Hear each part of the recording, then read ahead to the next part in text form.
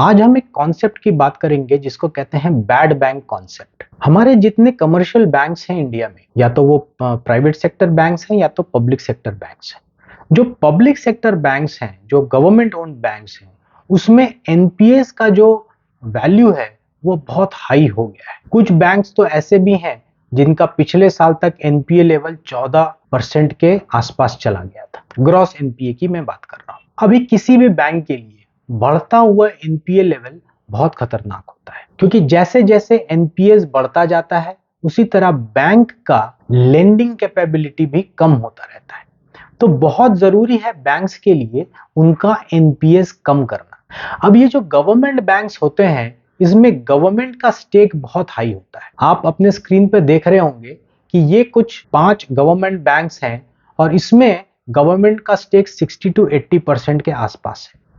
तो ये जो बैंक्स हैं, ये गवर्नमेंट को अप्रोच करती है और कहती है कि हमारा एनपीए लेवल बहुत ही वरीसम लेवल तक पहुंच गया है और प्लीज हमें अब हेल्प करें कि इन एनपीएस को हम कम कैसे करें, क्योंकि हमने बहुत कोशिश की पास्ट में, ये जो एनपीएस है या ये जो लोन्स हैं इसमें हम रिकवरी नहीं कर पा रहे, तो हमारा कुछ हेल्प करें, क्योंकि हमारे बैलेंस शीट में अब इतना ज्यादा एनपीए लेवल तो रह नहीं सकता, अदरवाइज हमारे बिजनेस को हैम्पर करेगा। तो यहां आप सोचेंगे कि गवर्नमेंट का क्या इंटरेस्ट है, गवर्नमेंट जो पब्लिक सेक्टर बैंक्स हैं इनको क्यों हेल्प करेगी इनका एनपीएस कम करने के लिए। ये बहुत जरूरी समझना है कि गवर्नमेंट कोई भी काम करती है, अगर उसमें मॉनेटरी इन्वॉल्वमेंट है तो वो इन बैंक्स के थ्रू ही करती है। अब कोई भी इंफ्रास्ट्रक्चरल डेवलपमेंट का कोई प्रोजेक्ट आ गया, कोई भी डायरेक्ट बेनिफिट ट्रांसफर का कोई भी काम आ गया, तो इस तरह के जितने भी काम हैं वो इन गवर्नमेंट ओन्ड बैंक्स के थ्रू ही गवर्नमेंट करती है। प्राइवेट बैंक्स का हेल्प लगभग नहीं लेती है।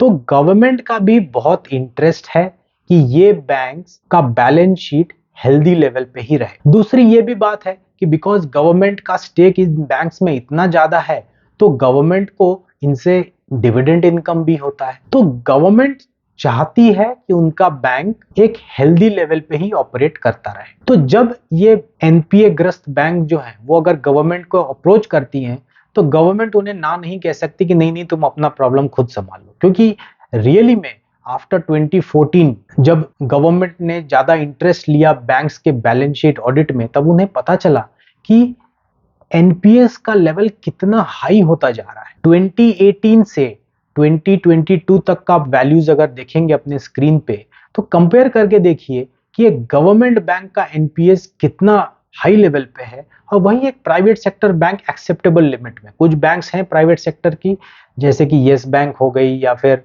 दूसरे बैंक्स हो गए, जिनको प्रॉब्लम हुआ है एनपीएस का। बट जनरली स्पीकिंग जो एनपीए मैनेजमेंट है प्राइवेट सेक्टर बैंक्स का, वो पब्लिक सेक्टर बैंक्स के कंपैरिजन में बहुत ही अच्छा है। तो ये जो एनपीएस का जो प्रॉब्लम है बैंक्स के लिए, इन एनपीएस का प्रॉब्लम को सॉल्व करने के लिए ही ये बैड बैंक का कॉन्सेप्ट आया है। पूरे वर्ल्ड में इस बैड बैंक के कॉन्सेप्ट को 1980 से ही देखा गया है। तो ऐसा कुछ नहीं है कि ये इंडिया में पहली बार हो रहा है। ये कॉन्सेप्ट वर्ल्ड में इंप्लीमेंट हो चुका है और सक्सेसफुली इंप्लीमेंट हुआ है, लेकिन इसको काफी कॉशन के साथ इंप्लीमेंट करना पड़ता है। क्योंकि अगर बैंक्स को पता चल जाए कि भाई हम कोई भी लोन इशू कर दें, अगर वो एनपीएस हो जाएगा तो हम उसको बैड बैंक के बैलेंस शीट में डाल देंगे, हमारा काम खत्म। पर ऐसा होता नहीं है। अगर ये माइंडसेट चला गया बैंक्स के दिमाग में, तो ये एनपीएस घटने की जगह और बढ़ने लगेंगे। तो जनरली गवर्नमेंट क्या करती है कि इसको एक सेट टाइम फ्रेम के लिए इंप्लीमेंट करती है। अब जैसे बैड बैंक्स है, उस बैड बैंक को गवर्नमेंट ने कुछ फंडिंग दिया हुआ है और उसको बताया हुआ है कि अगले 5 साल तक आपको ये जो बैंक्स का एनपीए है इनको क्लीन अप करना है। तो ये जो टाइम फ्रेम है, ये जो बजट है, ये एक लिमिटिंग फैक्टर है इन बैड बैंक्स के लिए कि अगले 5-6 साल में अपना काम खत्म करके एनपीएस को इस लेवल तक लाके निकल जाना है। ये बैड बैंक्स हमेशा के लिए चलने वाली एंटिटी नहीं है। तो इसीलिए जो भी क्रिटिक्स हैं बैड बैंक के, उनको ये समझना होगा कि ये बैड बैंक कोई ऐसी नहीं है कि ये एचडीएफसी और एसबीआई बैंक जैसे आके अपना ब्रांच बना लेगी और जिंदगी भर ऑपरेट करती रहेगी। नहीं, ये लिमिटेड टाइम फ्रेम के लिए आई है, ये अपना काम खत्म करेगी और चली जाए। तो यहाँ पर पब्लिक सेक्टर बैंक्स की इंडिया में जो प्रॉब्लम्स चल रही थी, तो इसको रिजॉल्व करने के लिए गवर्नमेंट ने बैड बैंक का कॉन्सेप्ट इंडिया में लाया। अब चलिए देखते हैं कि ये बैड बैंक करती क्या है, काम कैसे करती है। सपोज एक बैंक है जिनका टोटल जो लोन्स उन्होंने डिसबर्स किया हुआ है उसमें काफी बड़ा पोर्शन एनपीएस है। तो ये बैड बैंक क्या करेगी, उन एनपीएस को उस बैंक से खरीद लेगी। जो कमर्शियल बैंक है, बैड बैंक उनका एनपीएस एक प्री डिफाइंड वैल्यू में, एक नेगोशिएटेड वैल्यू में कमर्शियल बैंक से खरीद लेगी। सपोज एक कमर्शियल बैंक का 100 करोड़ का एनपीए, तो ये बैड बैंक क्या करेगी, वो नेगोशिएट करेगी और वो कहेगी कमर्शियल बैंक को कि ये जो 100 करोड़ का एनपीए आपके पास है वो हमें 60 करोड़ में बेच दो। तो ये नेगोशिएशन चलेगा। बैंक्स भी कहेगी नहीं नहीं 60 करोड़ बहुत कम है, बैड बैंक बोलेगी हम उससे ज्यादा दे नहीं सकते। तो एक नेगोशिएटिंग टेबल पे एक म्यूचुअल अग्रीड प्राइस पे जो बैड बैंक है वो कमर्शियल बैंक का एनपीएस अपने बुक्स में ले। कमर्शियल बैंक का एनपीएस बैड बैंक के बुक्स में लाने का काम वो करती है एक एजेंसी जिसको कहते हैं NARCL, national asset reconstruction company private limited. तो NARCL कमर्शियल बैंक्स का लोन्स अपने बुक्स में लाने का काम करती है।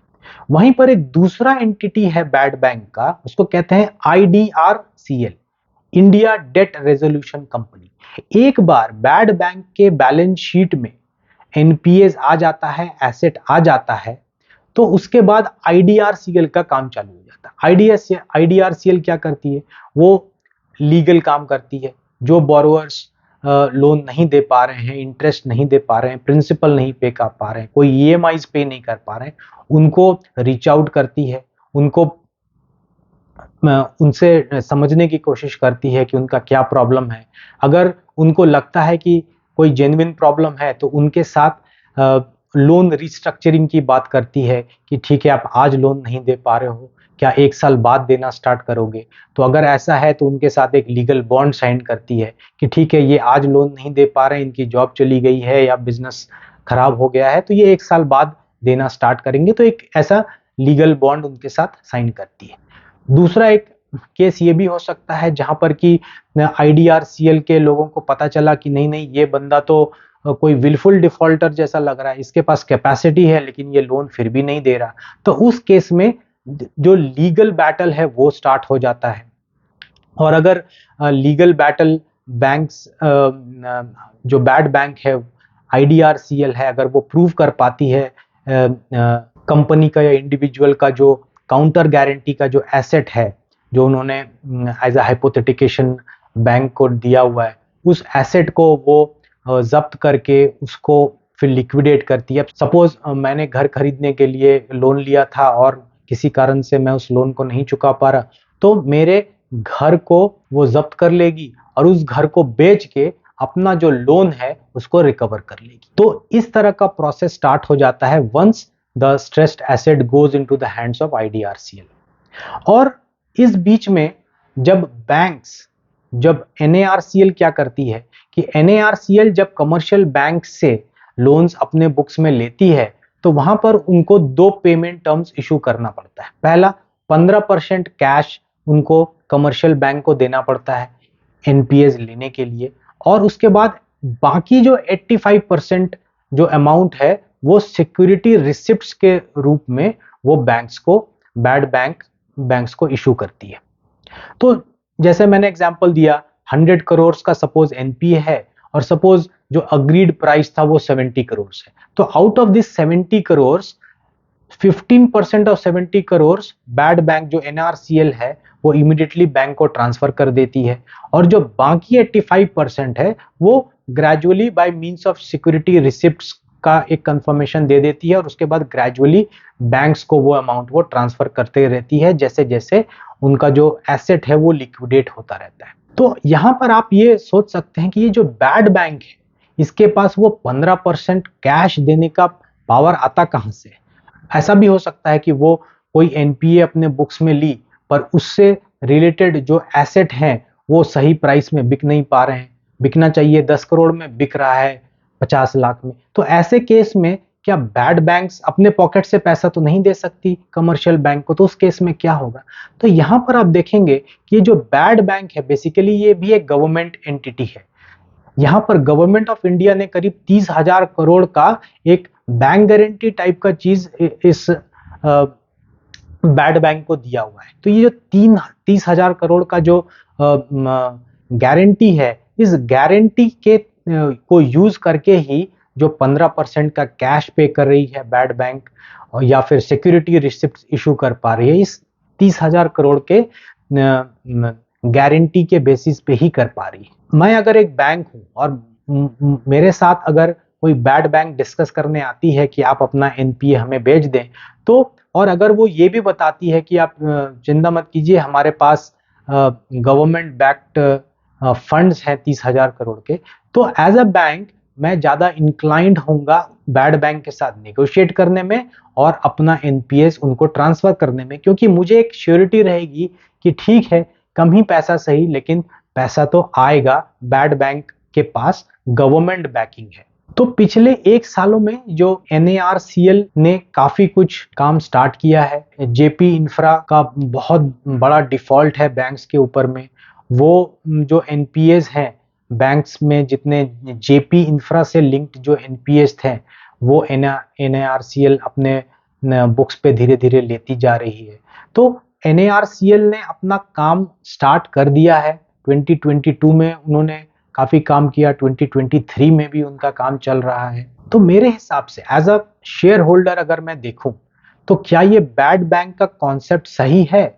तो मेरे जैसे शेयर होल्डर जिनका काफी बड़ा पोर्टफोलियो बैंक स्टॉक्स में लगा हुआ है, तो हमारे जैसे शेयर होल्डर के लिए बैड बैंक का इम्प्लीमेंटेशन एक अच्छा इम्प्लीमेंटेशन माना जाएगा। क्योंकि अगर मैं एसबीआई का, एचडीएफसी का, आईसीआईसीआई का, एक्सिस, ऐसे बैंक्स का अगर मैं स्टॉक्स ओन करता हूं जहां पर कि एनपीएस लेवल अगर कम हो रहे हैं, तो शेयर होल्डर्स वैल्यू इंप्रूव होगा।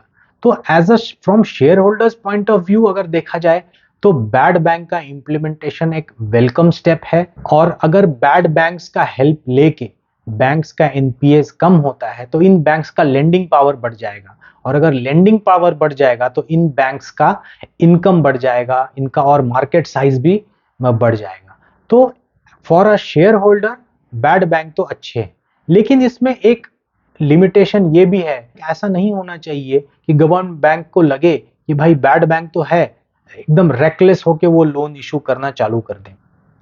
वैसा होगा तो ग्रॉस एनपीएस कम होने की जगह और बढ़ते ही चले जाएंगे। तो गवर्नमेंट को ये भी ख्याल रखना है कि ये जो बैड बैंक है ये हमारे जो गवर्नमेंट बैंक्स हैं, जो पब्लिक सेक्टर बैंक्स हैं, उनको कंप्लेसेंट ना बना दे, उनकी स्क्रू थोड़ी टाइट ही करके रखी जाए तो बेटर है। और उन्हें बताया जाए कि ये बैड बैंक हमेशा नहीं चलने वाले, 5 साल बाद में इसको बंद कर दूंगा, जितना एनपीएस अपना क्लियर कराना है करा लो, बाद में अगर फिर से अपने बुक्स में एनपीए अगर एक्यूमुलेट होने दोगे तो यू विल बी पनिश्ड। तो ऐसा एक फियर रहेगा गवर्नमेंट बैंक्स को, तो वो भी रेकलेस नहीं होंगे लोन्स को इशू करने में, करप्शंस को जिस तरह से करप्ट प्रैक्टिसेस के थ्रू लोन्स इशू किया जाता है उसको भी कंट्रोल में रखेंगे। और इससे सबका फायदा है, बैंक्स का भी फायदा है, शेयर होल्डर्स हैं उनका भी फायदा है, कंट्री का इन जनरल फायदा है। अगर पब्लिक सेक्टर बैंक्स हेल्दी रहेंगे तो कॉमन पब्लिक को भी इसका बहुत फायदा हो। तो आई होप आपको ये बैड बैंक का वीडियो पसंद आया होगा। अगर अच्छा लगे तो प्लीज लाइक, शेयर और कमेंट करें, और प्लीज मेरे चैनल को सब्सक्राइब करें।